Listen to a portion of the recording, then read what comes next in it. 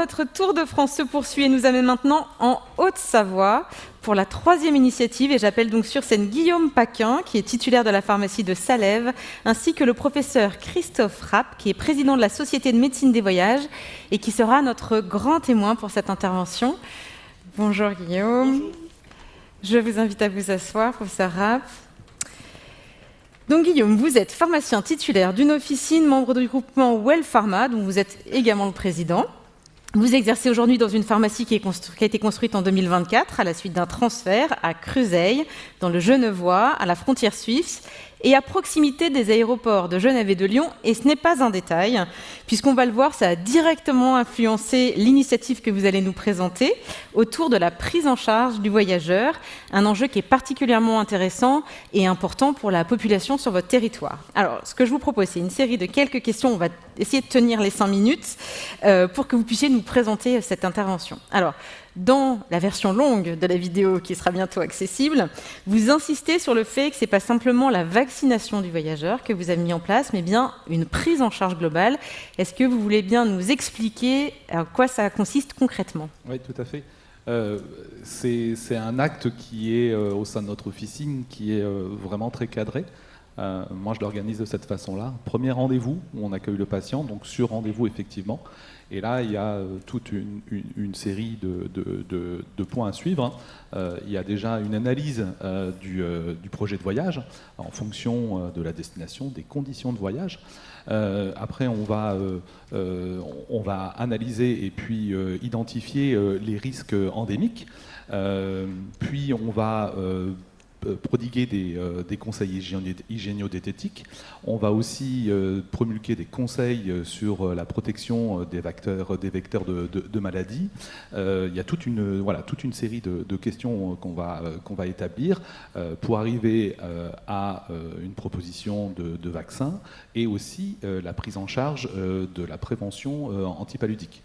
Voilà, donc ça c'est la première des choses. En fonction des conseils prodigués aux patients, on va pouvoir entamer différents autres rendez-vous dans lesquels on va pouvoir effectivement administrer les vaccins. Mais ça ne s'arrête pas là, parce qu'il y a aussi le retour du voyage, où il faudra faire attention éventuellement aux symptômes qui pourraient évoquer des pathologies dues au voyage, bien sûr rappeler la continuité du soin antipaludique, et puis éventuellement aussi insister sur le fait d'un cas autochtone de pathologie due au voyage. Donc vous voyez, c'est vraiment un ensemble de choses qui dépassent largement la vaccination. J'oublie aussi la trousse à pharmacie que l'on va pouvoir proposer aux patients durant le voyage. Donc vraiment un ensemble de points bien établis. Alors vous nous avez dit quand on a échangé que vous pouviez aussi faire des prescriptions de certains produits, et ça selon un protocole qui a été établi. Alors déjà, quels produits vous pouviez prescrire, et puis c'est quoi ces protocoles, ils viennent d'où, comment vous les êtes appropriés, et est-ce que c'est facile à mettre en place ensuite dans la pharmacie ? Alors le projet qu'on a mis en place, on l'a mis en place au sein de notre groupement Well Pharma. Initialement, il y avait 2 protocoles qui avaient été mis en place dans le sud de la France, du côté de Narbonne, et puis un autre dans le pays de Gex, qui était sur des protocoles de MSP, CPTS. Nous, ce qu'on a voulu mettre en place, c'est le proposer à différentes pharmacies de notre groupement sur différents territoires. Donc on s'est inspiré des protocoles qui étaient déjà mis en place dans le pays de Gex et sur Narbonne. Et on a eu la chance, alors ça c'est notre chance de la coopérative, de pouvoir apporter ad hoc à nos pharmaciens un protocole établi, mais avec une formation par notre filiale A2Pharm et avec un côté marketing apporté par le groupement Well Pharma. Ces protocoles ont pu évoluer. Par exemple, dans le cadre de ma MSP, les médecins avec lesquels j'ai travaillé m'ont demandé ce que je puisse aussi prescrire à titre préventif, donc 3 antibiotiques, un dans le cas de diarrhée vraiment sévère, vraiment très cadré pour des patients vraiment bien établis, dans le cadre de l'otite aussi, chez les personnes qui vont faire de la plongée, et aussi lors de prévention de cystite chez la femme. Voilà. Et alors comment cette initiative, cette expérimentation a été perçue par les médecins autour de vous ? Justement, on est arrivé avec un protocole qui était vraiment très cadré, qui les a rassurés, puisqu'on avait un programme de formation établi, validé. Voilà, ils ont vraiment bien accepté notre projet, puisque c'était carré, comme on dit. Oui, puis les protocoles sont faits avec des médecins. Donc, alors, les protocoles sont faits avec les médecins, en échange avec les médecins. La formation est validée par les médecins. Voilà, c'est vraiment un cadre de délégation locale. Alors, c'est quoi le vrai succès de ce projet ? Qu'est-ce qui a été pour vous une récompense, voilà, de la mise en place de ce projet ? Eh ben, la récompense, je pense que c'est les chiffres à 1 an, puisque à 1 an, j'ai vu 50 patients. Sur ces 50, il y en a 5 que j'ai dirigés vers un centre de vaccination international, puisqu'ils nécessitaient la prescription de vaccins contre la fièvre jaune. C'est aussi l'engouement de mes confrères à participer à ce projet. Et puis une petite victoire personnelle, c'est un mur dans le cabinet de vaccination où j'ai les cartes postales de mes patients qui reviennent de voyage. A priori en bonne santé. Ouais, en bonne santé, ravi du service qui a été proposé. Très bien. Alors, des expérimentations, il y en a plein, c'est heureux. Et puis, il y en a certaines qui ont du succès et qui ensuite sont généralisées. Alors, cette expérimentation-là, est-ce que pour vous, elle est vouée à devenir une transformation durable de l'exercice officinal ? Oui, on l'espère, parce qu'il y a un réel besoin. On voit bien qu'actuellement, en France, il y a plus de 7 millions de personnes qui voyagent hors de l'Hexagone, et que sur 10 patients, comme je disais dans le reportage, sur 10 patients qui voyagent, il y en a un qui a une couverture optimale. Donc ça veut dire qu'on a des choses à faire. Le rôle, il est vraiment... Comme pour le calendrier vaccinal, il est d'augmenter la couverture vaccinale des personnes qui voyagent. Donc oui, il y a un réel besoin, et je pense qu'une évolution vers un protocole national de l'HAS serait le bienvenu, puisqu'il y a des pharmaciens qui sont là pour le faire.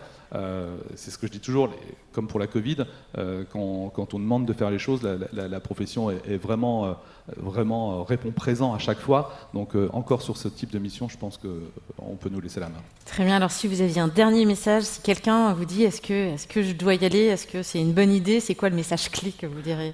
Alors oui, il faut y aller. Par contre, ce que je trouve, c'est que le parcours est un peu difficile, de la mise en place de ces protocoles-là. Si on n'est pas aidé, moi j'ai la chance d'être aidé par mon groupement, et pour la formation, et pour le côté marketing, la communication à l'intérieur de l'officine, et pour la transmission sur le dossier médical partagé, parce qu'il a fallu faire une évolution du logiciel.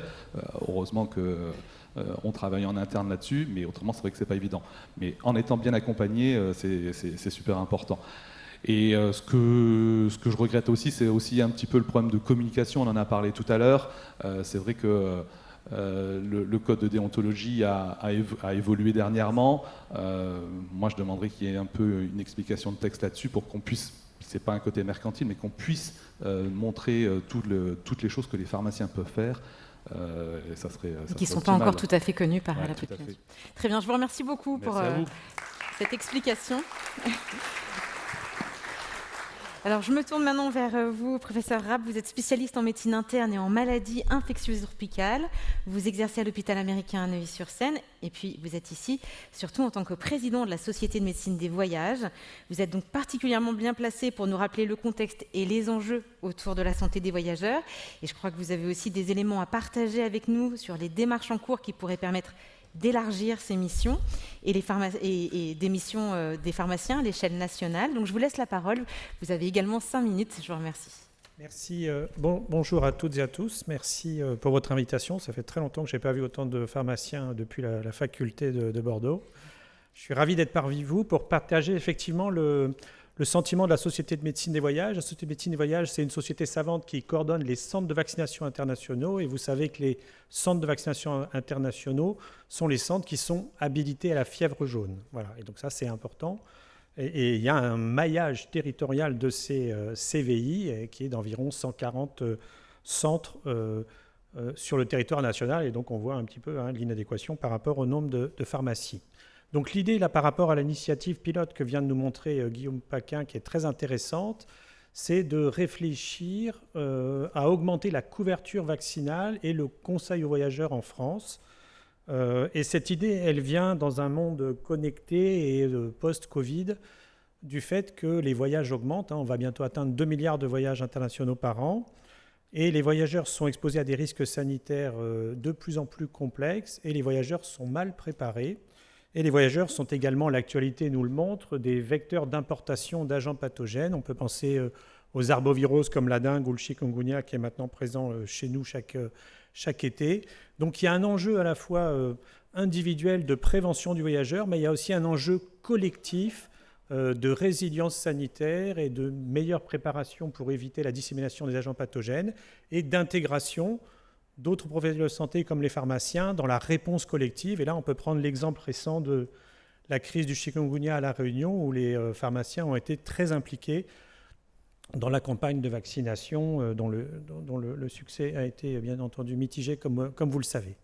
Donc il y a très clairement une réflexion sur ce que vous connaissez déjà qui est le tableau de compétences vaccinales des professionnels de santé, dont celui des pharmaciens. Les derniers textes législatifs, je crois, sont de 2023 et vous autorisent à vacciner le calendrier de routine pour les sujets de plus de 11 ans. Donc on est en train de réfléchir à l'initiative de l'USPO, du LEM Vaccin, des sociétés savantes, des différents projets de santé, des collèges nationaux professionnels à une extension de votre champ de compétences et donc un nouveau métier, une nouvelle compétence et une nouvelle offre avec une demande très importante, puisque comme l'a dit Guillaume Paquin, les Français sont mal préparés. Premièrement, il y a une méconnaissance du risque et vous, dans votre rôle de conseil, vous pouvez les sensibiliser. Et deux, ils ne se vaccinent pas suffisamment et pour des raisons à la fois de méconnaissance mais aussi de problèmes d'accès puisque les centres de vaccination internationaux, pour être parfaitement transparents, les derniers chiffres de 2025, c'est 500 000 vaccins réalisés. Donc ce n'est pas rien, mais ce n'est pas énorme. Pourquoi ? Parce qu'ils sont pour la moitié privés et l'autre moitié publics, et que tous ceux qui sont publics sont en grande déshérence, puisqu'ils ne sont pas soutenus par le gouvernement et les différents hôpitaux en termes de prévention, donc ils sont en difficulté. Donc les pharmaciens qui vaccinent déjà à l'international dans le monde de la médecine voyage depuis des décennies pourraient très bien rejoindre ce nouveau champ de compétences. Alors quels sont finalement les principes directeurs et ce qu'on est en train de discuter collectivement? C'est 4 grands principes. Le premier, c'est celui de l'encadrement et donc d'une formation spécifique. Vous avez eu des formations pour la grippe, vous valideriez une formation supplémentaire dont on est en train de définir les contours avec les collègues pour qu'elle soit tout à fait acceptable en termes de volume et qu'elle soit qualitative. Ça, c'est le premier point. Le deuxième point, c'est la sélection des patients et puis la sélection des situations qui justifieraient le recours à l'expertise d'un CVI ou à la téléexpertise. Et donc là, il faut trier les populations les plus complexes, éliminer probablement les nourrissons, les immunodéprimés, les voyages très complexes, etc. Bon, tout ça est en train de se faire et ça pourra être aidé par des systèmes d'information performants. Le troisième point, c'est qu'il s'agit d'un périmètre vaccinal sécurisé, c'est-à-dire qu'on ne mettrait pas en place forcément l'ensemble des vaccins à votre disposition, mais au fur et à mesure, on libérerait les vaccins les plus éprouvés, les plus simples à faire, et puis on pourrait ensuite, avec le temps, complexifier les choses. Et dernier point, et qui n'est pas le plus négligeable, c'est l'utilisation de systèmes numériques avec des outils d'aide à la décision, et certains d'entre vous utilisent déjà ces systèmes, puisqu'il y a des pharmaciens qui sont membres de la Société de médecine et voyage, et il y a des pharmaciens qui utilisent déjà le système Mentor, que vous connaissez peut-être, qui est un outil d'aide à la décision vaccinale associé à un carnet de vaccination électronique. Donc ça vous parle. L'aide à la décision, la traçabilité et le partage des données, c'est le quatrième point. Vous êtes déjà très, très compétent dans ce domaine, puisque vous abondez au DPE, même si les médecins n'aiment pas le DPE et le trouvent très faible. Vous êtes les meilleurs élèves du DPE pour l'instant, et donc vous n'auriez pas de difficulté à passer à des logiciels plus intéressants. Donc avant de conclure, ce que je veux dire, c'est que vraiment, là, il y a dans l'extension de compétences un nouveau métier et une offre très importante quand on fait des enquêtes auprès du grand public qui viendrait compléter le calendrier de routine vaccinale. Et donc, ça fait complètement sens dans, je le vois là depuis, je suis arrivé en début de session, vos besoins de diversification des services et d'intégration dans un parcours de soins dans une organisation très, très collective et qui fait sens compte tenu des difficultés du système de soins en France. Donc La Société de médecine voyage pousse très fort pour ça. Il y a un petit peu de corporatisme, je ne vous le cache pas, chez les médecins généralistes qu'il va falloir convaincre.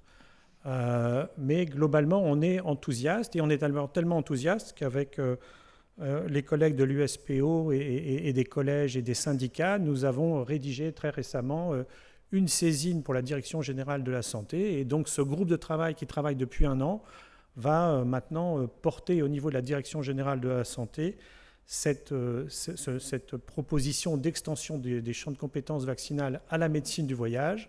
C'est la première étape. La deuxième étape, Guillaume, c'est le conseil voyageur au sens large. Mais là, c'est un peu différent et on n'a pas besoin de la législation pour le faire. Ça sera plus souple. C'est un peu la deuxième étape. Voilà. Donc ça, le coup est parti. Et donc, sachez qu'en tous les cas, la Société de médecine des voyages, les infectiologues, parce que je suis infectiologue également, sont très favorables à l'intégration des pharmaciens dans ce nouveau champ de compétences de la vaccination des voyageurs. Merci beaucoup. Puis merci de soutenir le rôle des pharmaciens. Je vous invite à vous asseoir.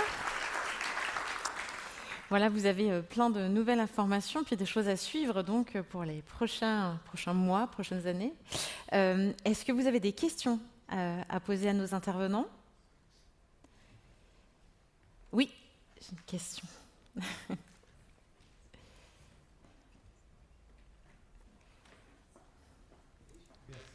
C'était juste pour recroiser 2 chiffres, parce que Guillaume, tu disais à juste titre, une personne sur 10 a sa couverture vaccinale optimale, et on estime à peu près 500 000 personnes vaccinées. Ça veut dire que potentiellement, on serait à peu près sur 5 millions de patients potentiels sur la vaccination du voyageur. Question ouverte. Alors c'est toujours... C'est difficile de parler de chiffres. Là, les 500 000 vaccins réalisés, c'est en centres de vaccination internationaux. Donc c'est essentiellement de la fièvre jaune, des encéphalites. La majorité des vaccins du voyageur sont réalisés par le médecin de médecine générale pour l'instant quand même. Voilà. Donc c'est pas, on ne peut pas additionner. Voilà. On considère qu'il y a 8 millions de voyageurs exposés à des risques sanitaires importants de type voyage en Afrique subsaharienne, et c'est-à-dire qu'il y a forcément un paquet vaccinal lors de la consultation. Donc il y a un delta, mais pour l'instant, on ne mesure pas bien le delta, parce qu'il faudrait avoir les chiffres émanant de la médecine générale, et c'est plus complexe. D'autres questions? J'ai Laurent qui me dit il faut accélérer. Mais s'il y a encore une question? Non? Juste une information, il y a les recommandations aux voyageurs qui vont sortir prochainement? Alors, les recommandations sanitaires aux voyageurs vont sortir dans les 10 jours qui viennent, effectivement, disponibles sur le site du Haut Conseil de la Santé publique et du ministère de la Santé. Très bien. Avec des nouveautés, vous savez? Avec une très grande nouveauté sur la protection personnelle antivectorielle individuelle, avec notamment ce qui intéresse les pharmaciens, une réflexion sur les insecticides, sur la classification des biocides et ceux qui ont réellement des AMM, beaucoup de conseils sur la lutte antivectorielle individuelle et péridomiciliaire, avec notamment une approche scientifique sur tous les pièges à moustiques. On essaie de nous vendre beaucoup de choses avec des lasers, des choses un peu extraordinaires, et on va voir que dans nos jardins, on peut faire beaucoup plus simple à un coût vider les coupelles d'eau bien inférieur. Donc là, il y a vraiment ça. Et puis la deuxième nouveauté, c'est les vaccins contre les arboviroses, vaccins contre la dengue et vaccins contre le chikungunya, avec de nouvelles recommandations encore plus informatives et plus claires que celles de l'année précédente. Très bien, merci. Une question? Oui. Ah bah tu voulais donner la parole au public, tant pis pour toi. Monsieur Paquin, comment procédez-vous pour réorienter les patients voyageurs de dernière minute? Parce que je pense que vous n'avez pas que des gens qui viennent préparer leur voyage avec rendez-vous, et certainement qui se présentent que quelques jours avant leur voyage. Eh ben pour les voyageurs de dernière minute, ça va être le même problème que dans les CVI ou chez le médecin traitant. Effectivement, c'est vraiment un message à communiquer, c'est que dire aux patients qu'ils viennent bien 6 semaines, parce que 6 semaines avant leur départ en voyage, notamment pour les pays d'Asie, où on a des risques d'encéphalite japonaise. Donc c'est vraiment la communication, mais malheureusement, des fois, quand c'est trop tard, c'est trop tard. Et il faut conseiller des actes de prévention pour envoyer vers les centres de vaccination internationaux. Dans nos protocoles, on a une fiche une fiche qui permet d'orienter le patient vers le CVI et pour avoir un accueil plus rapide. Et ça va dans les deux sens parce que j'ai déjà eu des patients qui m'ont été dirigés par le CVI, notamment par le secrétariat, parce que pas de rendez-vous sur le CVI d'Annecy et comme ils savaient qu'on le faisait, ils nous ont orienté les patients. Je vous remercie. Je vous propose qu'on passe à la prochaine initiative. Et puis si vous avez des questions à poser à nos intervenants, vous n'hésiterez pas. Je vous remercie beaucoup pour votre intervention.